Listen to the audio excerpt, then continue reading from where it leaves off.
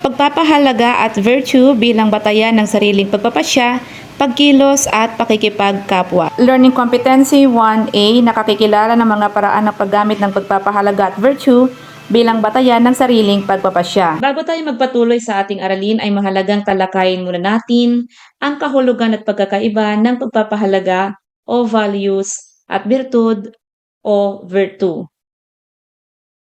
Kahulugan ng pagpapahalaga, mga paniniwala o prinsipyong itinuturing na mahalaga. Halimbawa nito, katapatan, respeto at disiplina.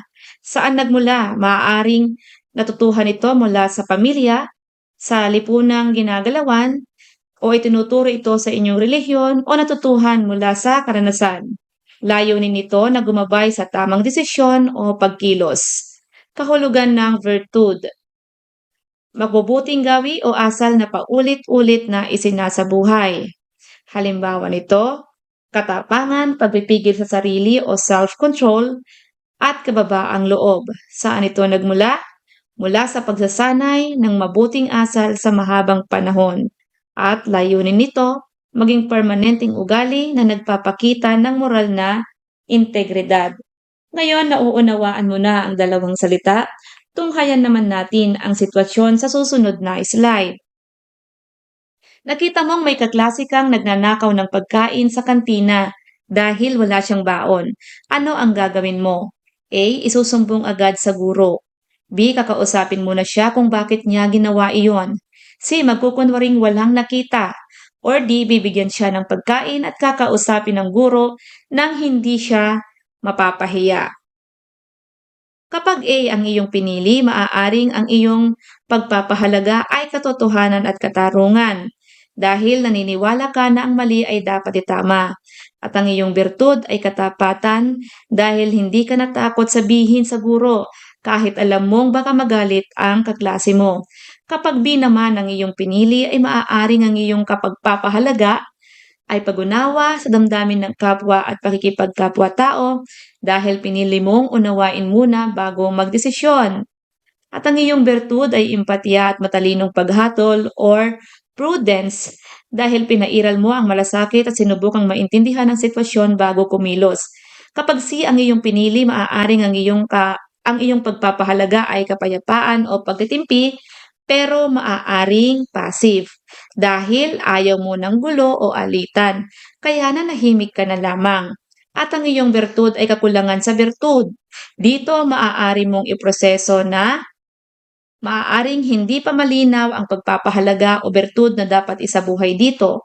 Pwede nating matutuhan kung kailan dapat kumilos at dapat manahimik. At kung letter D naman ang iyong pinili, maaaring ang iyong pagpapahalaga ay paggalang, pagmamalasakit, at pagkakapantay-pantay. Dahil pinili mong tulungan siya nang hindi siya mapahiya. At ang iyong bertud, kabutihang loob, empatya, katarungan at pagpapakumbaba dahil ipinakita mong maawain ka at marunong ka ring kumilos ng disente sa harap ng problema.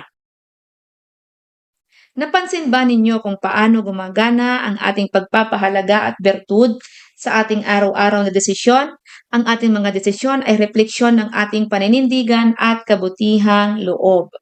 Ngayon ay kilalanin natin ang mga paraan ng paggamit ng pagpapahalaga at bertud bilang batayan ng sariling pagpapasya. Magsimula muna tayo sa mga paraan ng paggamit ng pagpapahalaga bilang batayan ng sariling pagpapasya.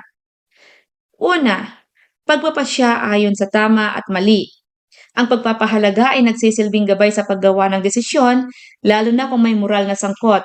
Kapag alam natin kung ano ang tama at mali, mas madali nating pipiliin ang landas na hindi lamang makabubuti sa sarili, kundi pati na rin sa ibang tao. Hindi lang basta gusto ko, kundi ito ba ang makatarungan at makatao.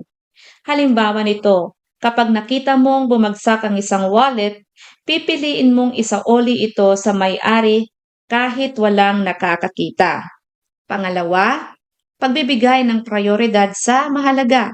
Sa bawat araw, marami tayong kailangang piliin o unahin. Ang pagpapahalaga ay tumutulong sa atin upang malaman kung alin ang mas may saysay o kabuluhan. Kapag malinaw ang ating pinanghahawakang pagpapahalaga, mas nagiging madali ang pagsasabi ng oo sa mahalaga at hindi sa hindi naman ganoon kahalaga. Halimbawa, imbes na gumamit ka ng cellphone buong gabi, mas pipiliin mong tapusin muna ang takdang aralin mo dahil mas mahalaga ito. Pangatlo, pagrespeto sa desisyon ng iba. Isa sa pinakamahalagang pagpapahalaga ay ang respeto sa kapwa. Ipinapakita ito sa pagkilala na bawat tao ay may karapatang mag-isip, magpasya at pumili ng landas sa buhay. Kahit hindi tayo sang-ayon, mahalaga pa ring igalang ang desisyon ng iba dahil bahagi ito ng pagiging makatao at may malasakit. Halimbawa nito, hindi mo pipilitin ang kaibigan mong ayaw sumama sa inyong gala dahil kailangan niyang mag-aral. Ngayon, tingnan naman natin kung ano ang mga paraan ng paggamit ng bertud bilang batayan ng sariling pagpapasya. Una, pagtitimpi sa sarili kahit may tukso. Ang bertud ng pagtitimpi ay nangangahulugang pagpipigil sa damdamin o pagnanasa, lalo na kung ito ay maaaring magdulot ng masama. Ginagamit ito upang makapagpasya ng may disiplina at respeto sa sarili at sa iba. Halimbawa nito, hindi ka manloloko sa exam kahit na may pagkakataon kang mangopya dahil pinili mong maging tapat. Pangalawa, patuloy sa paggawa ng mabuti kahit walang kapalit. Ito ay pagsasabuhay ng bertud ng kagandahang asal o kagandahang loob at paglilingkod. Kung saan gumagawa ka ng tama at mabuti, hindi dahil may gantimpala, kundi dahil ito ang tamang gawin. Ang halimbawa nito ay tumutulong ka sa kaklase mong nahihirapan sa takdang aralin kahit hindi kanya close at walang kapalit, o tutulungan mo ang isang kaklase na natumba kahit na hindi kayo close. At pangatlo, pagpili ng makatarungan at makataong aksyon. Ang katarungan bilang bertud ay gumagabay sa tao upang maging patas, makatao at may malasakit sa kapwa. Sa bawat desisyon, isinasaisip kung paano ito makaaapekto sa ibang tao at sa kabuuang kabutihan. Ang halimbawa nito ay pipiliin mong ipagtanggol ang kaklaseng inaapi kahit hindi ikaw ang sangkot. Konklusyon ng aralin. Sa bawat araw, tayo ay humaharap sa iba't ibang sitwasyon na nangangailangan ng tamang pagpapasya.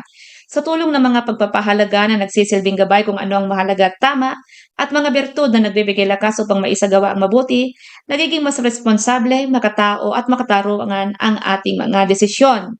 Ang tunay na malayang tao ay yaong marunong pumili ng tama kahit mahirap, alang-alang sa kabutihan ng sarili at ng iba. Dito nagtatapos ang ating talakayan ngayon. Maraming salamat sa inyong pakikinig. Nawa ay may natutuhan kayo. Hanggang sa muli, paalam!